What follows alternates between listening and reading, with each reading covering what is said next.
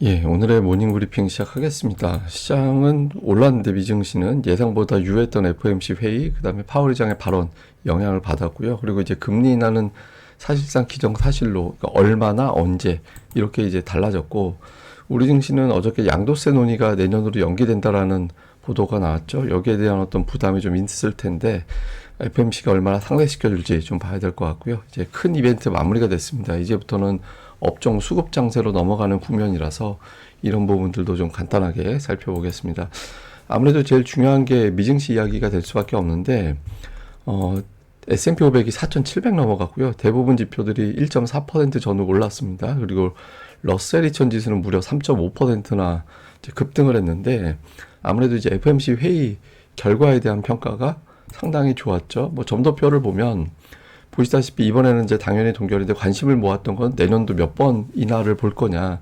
제가 어제 기준 잡아드린 게 2번 정도로 잡으면은 중립, 3번 이상이면은 호재로, 그다음에 뭐 한 번이나 동결로 잡으면 악재로, 이렇게 기준 말씀드렸잖아요. 근데 한 번, 두 번, 세 번, 세 번으로 내려가 있죠. 그러니까 보면 긍정적으로 평가해 볼 만합니다. 근데 이제 금리를 인상한다라는 사람은 아예 없어요.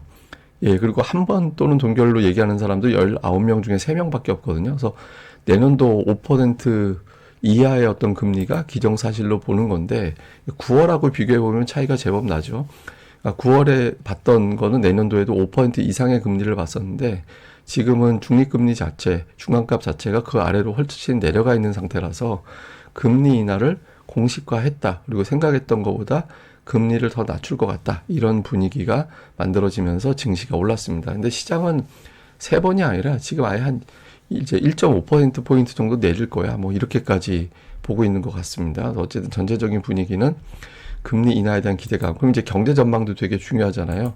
경제 전망을 보면 GDP 성장은 내년도 9월에 예상했던 것보다는 살짝 낮추긴 했는데 사실상 뭐 별 차이 없다라고 봐야 되는 거고, 그러니까 물가 데이터가 9월에 생각했던 것보다 올해 더 4분기에 빨리 빠졌다는 얘기예요. 9월에 3.3% 정도 생각했는데 2.8로 끝날 것 같다. 이렇게 전망을 했고, 내년도 전망치도 이제 각각 0.1%, 0.2%포인트씩 하향했습니다. 그래서 물가가 이렇게 진정되고 있으니 우리가 9월에 생각했던 것보다 금리를 더 낮춰야 될 것 같아.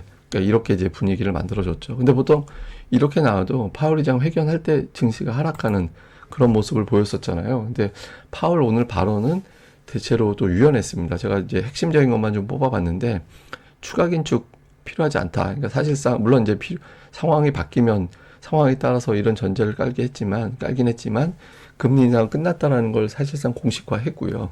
그리고 이제 4분기 경제가 좀 둔화졌다. 그리고 노동시장 참여율을 감안해 보면 고용 지표는 더 둔화될 것 같다. 이렇게 이야기를 했는데, 이렇게 되면 혹시 침체 이렇게 될 수 있는데, 지금으로서는 경기 침체 근거는 거의 없다. 그래서 침체에 대한 우려를 제거시켜 줬고요.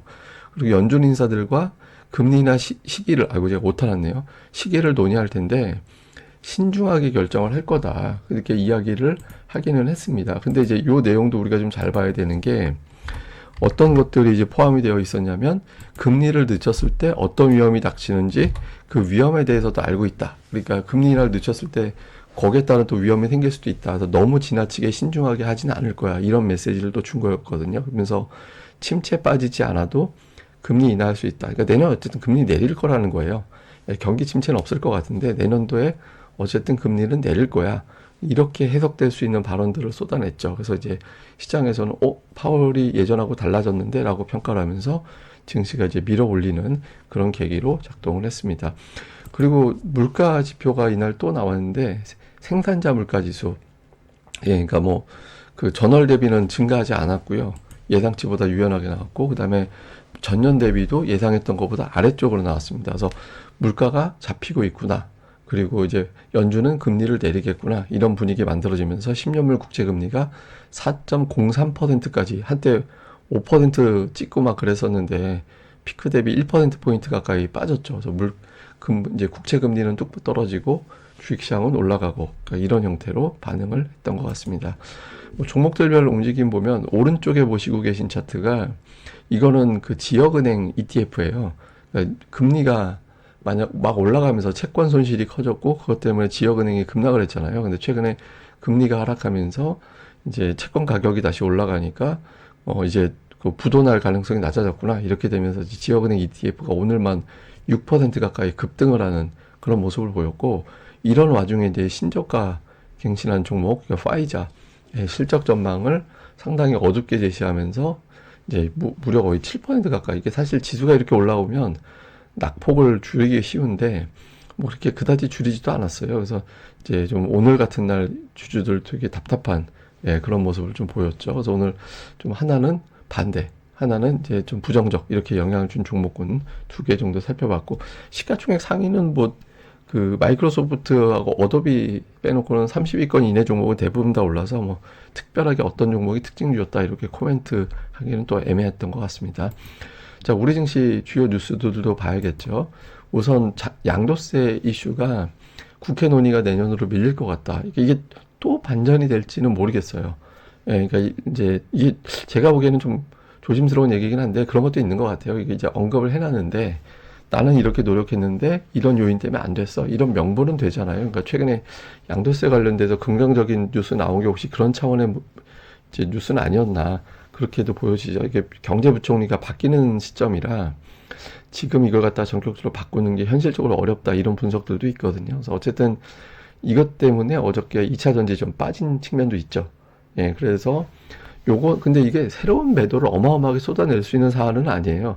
이미 이제 양도세를 피하기 위한 매도는 일정 수준은 이미 나온 상태이기 때문에 어마어마한 물량이 새롭게 나온다라기보다는 참았던 물량이 일부 나오고 기대감에 붙었던 매수가 일부 안 붙고 이 정도로 보면 될 텐데, 좀 매수에는 이제 연준 저것 때문에 좀 새롭게 붙을 것으로 좀 보이죠. 근데 어쨌든 이 자체는 뭐 긍정적일 수는 없습니다. 지금 기대했던 사안이라서 이렇게 됐고, 그다음에 어저께 CNBC에 우리나라 고용 상황 나빠진 거를 지적한 기사가 나왔거든요. 어제 이런 걸 그대로 숫자랑 인용한 기사는 없었더라고요. 그래서 우리나라 언론에서는. 근데 어쨌든 지금 5개월 만에 고용지표가 실업률이 가장 높게 올라갔다. 이런 데이터도 있었습니다. 그래서 한국 경제에 대한 우려가 일부에서는 제기가 됐는데 다른 데이터들이 또 괜찮아서 이거는 좀 상쇄가 된 것 같아요. 근데 어제 외국인들이 약간 주춤했던 게 뭐 이런 것도 있지 않았을까라고 추정이 됩니다. 그 다음에 또 1일 1 루머, 뭐 양도세 가지고 시장은 움직이고, 또 어저께 태영건설 워크아웃설, 사실 건설사들 요즘 안 좋긴 하거든요. 안 좋긴 한데 워크아웃설까지 돌았었죠. 근데 이제 유동성 충분하다라고 해명을 했습니다. 그래서 이런 것들, 그러니까 자꾸 이제 하루에 하나씩 뭔가 루머가 돌아서 오늘도 뭔가 좀 놔둘지는 봐야 될 것 같아요. 일부러 이제 만기도 있고 뭐 시장이 연말에 유동성이 좀 적을 때고 하니까 변동성 키우려고 이런 거 유포하는 거일 수도 있을 것 같은데, 어쨌든 매일 이런 거 돌아서 오늘도 혹시 그런 게 나오는지 업종별로 좀 봐야 될 필요는 있는 것 같습니다.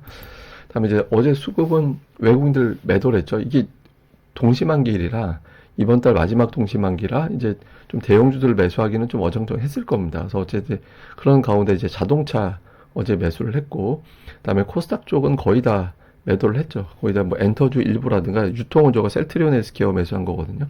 이런 형태로 어제 보였는데 오늘이 이제 동시만기잖아요. 그래서 만기날은 사실 수급을 어떻게 막 해석할 이유는 약한데 FMC가 겹치는 바람에 그 업종별로 이제 이런 만기를 이겨내는 또 매수세가 들어올 수 있을 것 같거든요. 그래서 외국인들이 진짜 긍정적으로 되려면 제가 늘 말씀드리지만 5대 업종, 전기전자, 운수장비, 철강, 화학, 금융 중에서 4개 이상 매수를 하고 수매수 규모가 2,500억 이상이 되면 외국인들이 한국 증시를 매수한 게 된 거거든요. 특별한 종목을 매수한 게 아니라 그런 구도가 만들어지는지 오늘장에서 이제 상당히 중요한 요소로 봐야 될 것 같습니다. 자, 시장 요약해서 보면 FMC 끝났습니다. 이제 외국인 투자자들이 다시 매수를 붙어주느냐, 뭐 달러 인덱스가 워낙 큰 폭으로 빠졌고 금리도 많이 빠졌기 때문에 신흥시장에는 유리한 조건이 되거든요. 또 이제 반도체 이슈도 있고, 그다음에 금리가 빠지면 사실 성장주들에 대한 관심도 높아지게 되잖아요. 그래서 뭐 뭐 게임주라든가 아니면 이제 제약주라든가 오늘 파이자 영향이 어떻게 될지는 모르겠습니다만은 뭐 기타 등등의 어떤 종목군들, 그리고 금리가 빠지게 됐을 때 태양광도 고전했다가 태양광이 금리가 내려가면 이제 반사이익이 되나 등등의 어떤 여러 가지 스토리가 엮을 수 있거든요. 근데 그게 기본이 되려면 외국인들이 붙어줘야 되니까 시장을 진정시켜주는 역할을 해줄지 이제 볼 필요가 있고, 올해 이제 마지막 동시 만기일입니다. 그래서 동시 만기에 대한 어떤 수급 변화, 동시 효과가 좀 있을 것 같은데, 그래서 3시 이전의 수급이 어떻게 돌아가는지를 보면서 외국인들의 어떤 판단, 이걸 좀 가늠해 보면 될 것 같고요. 그다음에 최근에 계속 하루에 증시를 움직일 만한 루머들이 나오고 있거든요. 그 양도세 이슈 그제 나오고 어제는 태형건설 이슈 나왔잖아요. 그래서 좀 오늘 장에서도 뭔가 좀 툭 튀어나올 수 있는데, 아, 얘들이 흔들려고 그러는구나. 뭐 그 중에 하나가 진짜가 걸릴 수도 있겠지만 최근에 좀 양상이 좀 그렇다라는 점도 알고 있어야 될 것 같고, 근데 최근에 이제 또 하나는 낙폭이 크고 또 바닥에서부터 툭툭 올라가는, 그러니까 그런 게 유행을 하고 있거든요. 그래서 올랐던 종목들은 양도세 대상자들이 많으니까 아무래도 좀 물량 부담이 있고, 반면에 이제 낙폭이 컸던 종목군들은 그런 수급 부담에서 좀 자유로워서 올라갈 텐데, 다만 이제 이게 이번 주 넘어가게 되면 좀 매도 물량 나왔던 종목군들도 어느 정도 매도 물량이 일단락되면서 선별적으로는 올라가는 종목으로 바뀌는 경우가 나올 수 있거든요. 그래서 조금 이번 주 기점으로 해서 좀 유행이 바뀔 수 있습니다. 그래서 좀 바뀌는 걸 이제 보면서 이제 좀 제로 상태에서 어떤 변화가 생기는 종목들이 나오는지 이런 것들도 잘 보면은 좋을 것 같습니다.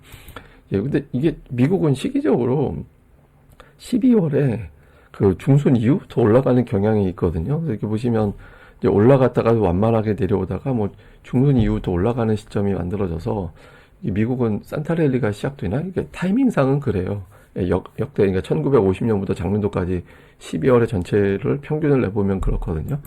그리고 이제 미국도 보면 금리를 동결했을 때, 금리 올리지 않고 동결했을 때 어떤 움직임하고, 그 다음에 이제 금리를 인상했을 때, 또 이제 인상하기 전, 뭐, 예를 들어서, 뭐, 마지막으로 이제 금리 변화를 줬을 때, 또 인상, 뭐, 첫 번째 인하 직전 6개월, 이렇게 통계를 보면 사실은 동결하는 구간에서 주식시장 가장 강하게 올라가는 경향이 있거든요. 왜냐면, 동결한다는 얘기는 나중에, 내리겠구나.